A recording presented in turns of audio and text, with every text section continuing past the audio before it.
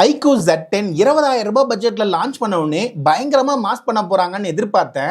ஆனா நான் எதிர்பார்த்ததோட இந்த போன் வந்து பயங்கரமா சூடாகுது. இது எந்த ஏரியாலன்றது தான் ரொம்ப முக்கியம். இது இல்லாம இதோட பேட்டரி லைஃப் ரியல் டெஸ்டிங்ல எப்படி இருக்குன்றது மட்டும் இல்லாம எல்லா விதமான செக்கிங்கையும் ரியல் டைம்ல எப்படி இருக்குன்னு பார்த்தலாம். ஆனா இதெல்லாம் பார்க்கிறதுக்கு முன்னாடி உங்ககிட்ட கேட்கறதுக்கு ஒன்னே ஒண்ணுதான் இருக்கு. மறக்காம சப்ஸ்கிரைப் பண்ணிக்கோங்க. நீங்க கொடுக்குற சப்போர்ட்ல தான் இந்த சேனல் வந்து ஈஸியா வளரும். இப்போதைக்கு 103 பேர் மட்டும் தான் சப்ஸ்கிரைப் பண்ணி பாக்குறீங்க. இப்போ பாக்ஸ் ஓபன் பண்ணி பார்க்கும்போது Iqoo Z10 கொடுத்திருக்காங்க. இதோட கலர்ஸ் பார்க்கிறதுக்கு சிம்பிளா இருந்தாலும் அழகா இருக்கு. இது இல்லாம உங்களுக்கு பேப்பர்ஸ், சிம் ரிமூவ் பண்றதுக்கான பின், கேஸ், 90 வாட்கான charging adapter, type C to type A கேபிள்னு சொல்லி சகலமும் உள்ள கொடுத்திருக்காங்க. இதோட டிஸ்ப்ளே சைடு பார்க்கும்போது குவாட் கர்வ் டிஸ்ப்ளே தான் கொடுத்திருக்காங்க. அதாவது 4 பக்கமும் வளைவான கர்வ் தான் இந்த போன்ல உங்களுக்கு கிடைக்கும். இது பார்க்கிறதுக்கு நல்லா யூனிக்கா அழகா இருக்கு. இதோட டிஸ்ப்ளே சைஸ்னு பார்க்கும்போது 6.77 இன்ச்ல ஃபுல் HD AMOLED டிஸ்ப்ளே தான் கொடுத்திருக்காங்க. இதோட பிரைட்னஸ் லெவல்னு பார்க்கும்போது இன்டோர்ல யூஸ் பண்ணும்போது செம்மையா இருந்துச்சு. அவுட்டோர்லயும் நல்லா கிளியரா இருந்துச்சு. டிஸ்ப்ளேக்குள்ள இருக்கிற கண்டென்ட் எல்லாம் ஈஸியா பார்க்க முடிஞ்சிச்சு. அது இல்லாம இந்த போன்ல உங்களுக்கு 120 Hz ரிஃப்ரெஷ் ரேட்ல டச் ரெஸ்பான்ஸ் எல்லாமே ரொம்ப ஸ்மூத்தா இருந்துச்சு. அப்புறம் ஓவராலா வீடியோஸ் பார்க்கும்போது யூடியூப்ல இதோட கண்டென்ட்டோட குவாலிட்டி நல்லாவே கொடுத்திருக்காங்க.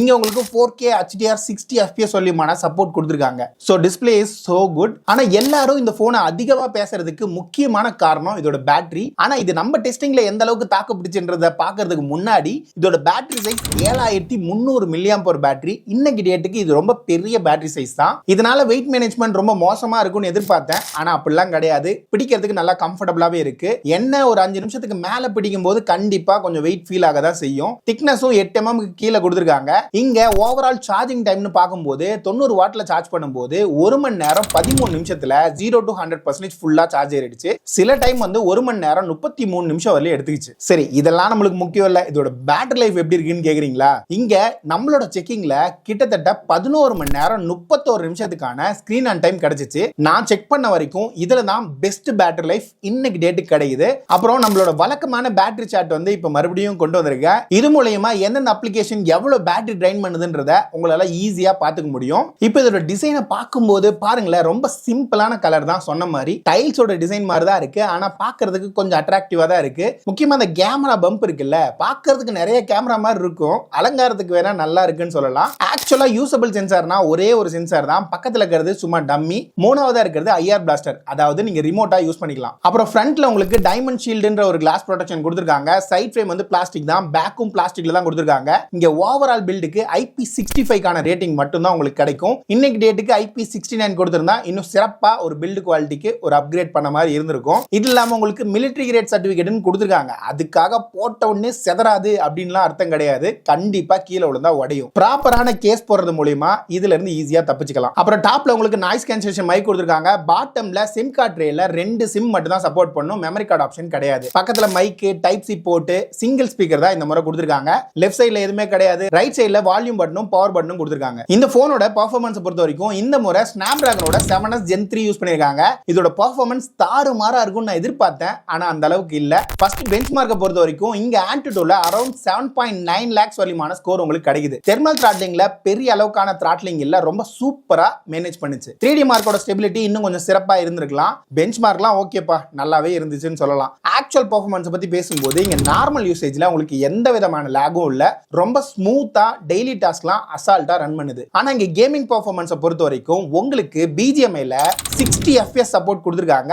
HDRலயும் உங்களுக்கு 60 FPS சப்போர்ட் இருக்குது. ஆனா இதோட கேம் பிளே எக்ஸ்பீரியன்ஸ் வழக்கமான Iqoo மொபைல்ஸ்ல கிடைக்கிற மாதிரி கிடைக்குதான்னு கேட்டா அதுதான் இல்ல. உங்களுக்கு ஒரு 30 நிமிஷத்துல குட்டி குட்டி ஃப்ரேம் டிராப்போட ஒழுங்கா ரன் பண்ண முடியும். இதே நீங்க டீம் மேட்ச்லாம் விளையாடுறீங்க அப்படின்னா கண்டிப்பா பயங்கரமா லேக் அடிக்குது. முக்கியமா ஒரு 30-40 நிமிஷத்தை நீங்க தாண்டும் போது அதை நீங்க ஈஸியா ஃபீல் பண்ணுவீங்க. இதோட ஹீட்டிங் மேனேஜ்மெண்ட்டை பொறுத்த வரைக்கும் உங்களுக்கு ஒரு 30 நிமிஷத்துல ஒரு 41 டிகிரி செல்சியஸ் சொல்லி தான் போகுது. சோ ஹீட்டிங்லாம் பெருசா இல்ல. இதே 1 மணி நேரத்தை கிராஸ் பண்ணும்போது 43 தொட்டு பாக்குது. ஆனா அந்த 43ன்றது அப்படியே நீடிக்கல, அது குறைஞ்சிக்கிட்டு தான் இருக்கு. சோ இந்த போன்ல ஹீட்டிங் மேனேஜ்மெண்ட் நல்லா தான் இருக்கு. சரி, கேமிங் பெர்ஃபார்மன்ஸ் தான் நம்ம எதிர்பார்த்த மாதிரி இல்ல. இது கேமரால சரி கட்டிருப்பாங்கன்னு நினைச்சு பார்த்தா அதுதான் இல்ல.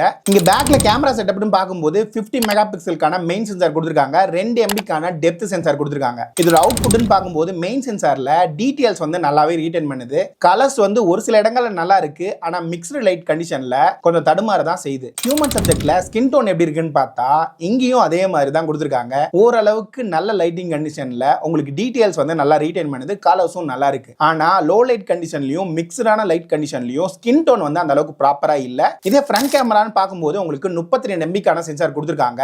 இங்கேயும் வந்து உங்களுக்கு ஸ்கின் வந்து நல்லா சாஃப்ட் ஆகுற மாதிரி இருக்கு. இங்க கலர் எக்ஸ்போசரும் அந்த அளவுக்கு ப்ராப்பரா இருக்கிற மாதிரி தெரியல. போர்ட்ரேட் இமேஜஸ்ல எட்ஜ் கட் அவுட்லாம் ஓரளவுக்கு ப்ராப்பரா பண்ணிருக்காங்க. ஆனா இந்த முறை கேமரால நான் எதிர்பார்த்த மாதிரியான குவாலிட்டி ஐக்கூல கொடுக்காதது ஒரு வருத்தம் தான்.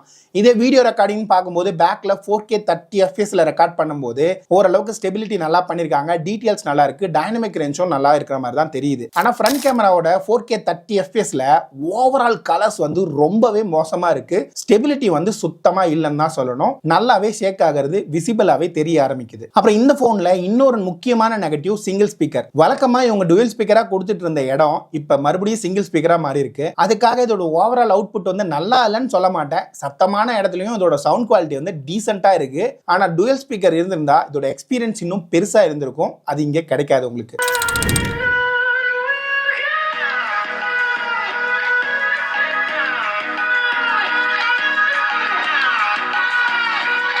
அப்புறம் உங்களுக்கு இன் டிஸ்பிளேயோட பெர்ஃபார்மன்ஸ் நல்லா கொடுத்துருக்காங்க. ஃபேஸ் அன்லாக்கும் நல்லா அக்யூரேட்டா வேலை செய்யுது. இங்க ஓவரால் காலிங் எக்ஸ்பீரியன்ஸ்லயும் பெரிய விதமான குறை சொல்ற மாதிரி இங்க இல்ல. 10 5G பேண்ட்கான சப்போர்ட் கொடுத்துருக்காங்க. ஓவரால் நெட்வொர்க் குவாலிட்டியும் உங்களுக்கு நல்லாவே கொடுத்துருக்காங்க. அப்புறம் அதர் நெட்வொர்க் அண்ட் ஃபங்க்ஷனாலிட்டின்னு பார்க்கும்போது உங்களுக்கு Wi-Fi 6க்கான சப்போர்ட், ப்ளூடூத்ல 5.2க்கான சப்போர்ட் கிடைச்சிடும். NFC சப்போர்ட் உங்களுக்கு கிடைக்காது. ஸ்டோரேஜ் ஸ்பீட்னு பார்க்கும்போது UFSல 2.2 சப்போர்ட் தான் கொடுத்துருக்காங்க. UFS 3.1 இருந்திருந்தா இதோட ரீட் அண்ட் ரைட் ஸ்பீட் இன்னும் பெட்டரா இருந்திருக்கும். அப்புறம் இதோட சாஃப்ட்வேர் எக்ஸ்பீரியன்ஸ் பார்க்கும்போது Android 15 அவுட் ஆஃப் தி பாக்ஸோட கொடுத்திருக்காங்க. ரீசெண்டா வந்த ஏப்ரல் செக்யூரிட்டி பேட்ச்ல தான் இந்த போன் உங்களுக்கு ரன் ஆயிட்டு இருக்கு. இங்க Fun Touch OS 15ல நல்ல இம்ப்ரூவ்மெண்ட் தெரிஞ்சாலும் ரீசெண்டா வந்திருக்க காம்படிஷனுக்கு எகெயின்ஸ்டா இன்னும் நிறையவே இவங்க இம்ப்ரூவ் பண்ண வேண்டியது இருக்கு. இந்த போன்ல உங்களுக்கு 2+3 வருஷத்துக்கான OS அப்டேட் கொடுத்துருக்காங்க. இங்க AI ஃபீச்சர்னு பார்க்கும்போது இங்கேயும் நிறையவே கொடுத்து வச்சிருக்காங்க. முக்கியமா live cut out, AI erase, AI photo enhance, circle to search, AI note assist, இந்த மாதிரிலாம் நிறைய கொடுத்துருக்காங்க. அப்புறம் ஐக்கூ வந்து 50 மந்த்துக்கான ஸ்மூத்னஸ் வந்து இந்த போன்ல உங்களுக்கு கிடைக்கும்னு சொல்லி கிளைம் பண்ணிருக்காங்க. ஆனா இதுக்காக பல வருஷங்கள்லாம் வெயிட் பண்ணி தான் பார்க்கணும் இது எந்த அளவுக்கு ஒர்க் ஆகுது அப்படின்றத. ஃபைனலா இந்த போனோட பிரைசிங் வரும்போது 8GB 128GB வேரியன்ட்டை 22,000 ரூபாய்க்கு லான்ச் பண்ணிருக்காங்க. கார்டு ஆஃபர்லாம் போக உங்களால இந்த போனை 20,000 ரூபாய் அப்படின்ற பிரைஸ் பாயிண்ட்டுக்கு வாங்க முடியும். இதோட பாசிட்டிவ்னு பார்த்தோம்னா பாக்ஸ்ல எல்லா விதமான கண்டென்ட்டும் கொடுத்துருக்காங்க. ஓவரால் டிஸ்பிளே குவாலிட்டி ரொம்பவே சூப்பரா இருக்கு. அது இல்லாம டெய்லி யூசேஜ்ல உங்களுக்கு எந்த விதமான லேகுமே நீங்க நோட்டீஸ் பண்ண மாட்டீங்க. இதோட பெர்ஃபார்மன்ஸ் கேமிங் விளையாடாத வரைக்கும் ரொம்பவே நல்லா இருக்கு. கேமிங்ல 30 நிமிஷம் வரலையும் நீங்க ஓரளவுக்கு டீசென்டான எக்ஸ்பீரியன்ஸ் எதிர்பார்க்கலாம். இதோட டவுன் சைடுன்னு பார்க்கும்போது உங்களுக்கு இந்த முறை கேமரா சைட்ல நிறைய இன்கன்சிஸ்டன்சி இருக்கு. வீடியோ ரெக்கார்டிங் அந்த அளவுக்கு சிறப்பா கொடுக்கல. சிங்கிள் ஸ்பீக்கர் தான் கொடுத்துருக்காங்க. UFSல 2.2 சப்போர்ட் தான் உங்களுக்கு கிடைக்கும். ஹெவியான கேமிங்க்கு இந்த போன் 20K பட்ஜெட்ல கண்டிப்பா செட் ஆகாது. அப்புறம் இந்த IP65 ரேட்டிங் பதிலா IP69 கொடுத்திருந்தா இன்னொரு பிளஸ்ஸா இருந்திருக்கும். இது மட்டும் இல்லாம வீடியோல முன்னாடி சொல்லியிருந்தேன்ல இதோட கேமரா யூஸ் பண்ணும்போது பயங்கரமா ஹீட் ஆகுது. நம்ம வழக்கமான 15 நிமிஷம் வீடியோ ரெக்கார்டிங் டெஸ்ட்ல 48 டிகிரி செல்சியஸ் வரலையும் ஹீட் போகுது. எப்பா ஐக்கூட்ட இருந்து நான் சத்தியமா இதை நான் எதிர்பார்க்கவே இல்லை. கண்டிப்பாக ஏதாவது ஒரு சாஃப்ட்வேர் அப்டேட் கொடுத்து இதை ஃபிக்ஸ் பண்ணாங்கன்னா நல்லா இருக்கும். ஸோ இந்த ப்ளஸ் அண்ட் மைனஸை வச்சு இந்த ஃபோன் நீங்கள் வாங்கலாமா வேணாமான்றதை சூஸ் பண்ணிக்கோங்க. முக்கியமாக என்ன கேட்டால் பேட்டரி லைஃப்காகவும் நார்மல் யூசேஜ்க்காகவும் இந்த ஃபோன் நீங்கள் கன்சிடர் பண்ணலாம். இவ்வளோதான் இந்த வீடியோ. அடுத்தது எந்த வீடியோ வேணும், இந்த ஃபோனை எதோட கம்பேர் பண்ணலாம் அப்படின்றத கீழே இருக்கிற கமெண்ட்ஸில் தட்டி விடுங்க. மறக்காமல் உங்கள் ஃப்ரெண்ட்ஸுக்கு ஷேர் பண்ணிவிட்டு நம்ம சேனல் பேஜுக்குள்ளே போங்க. இன்னும் நிறைய வீடியோஸ் இருக்குது, அதையும் பார்த்துட்டே இருங்க. அதுக்குள்ளே அடுத்த வீடியோ ரெடி பண்ணிட்டு வரேன். அது வரைக்கும் பபாய்.